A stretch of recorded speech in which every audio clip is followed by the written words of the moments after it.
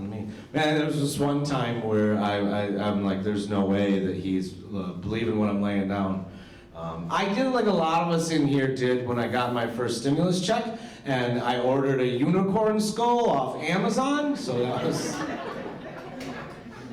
Screw the horn on, right? Very important part of the story. And I set it at the end of my bar that I built out in my garage, where I can sit on my nights that I'm not doing this and smoke weed and play Nintendo.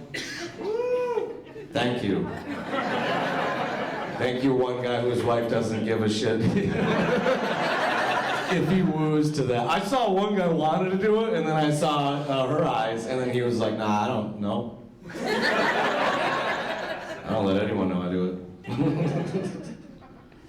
I do, man. I'm sitting out there, right? And my son comes out, and he's walking towards me. He's in the middle of a conversation. He's like, hey, Dad, do you think you could... And he just stops mid-sentence, looks over at the unicorn skull, and goes, holy shit, did you shoot that?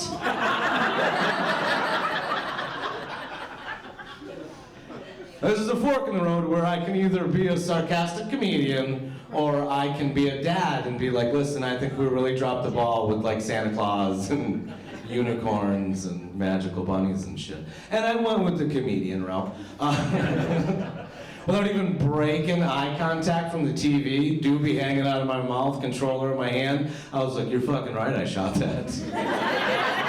I'm like, they're an invasive species right now down in Ohio. Didn't even have to get a tag or a license or anything.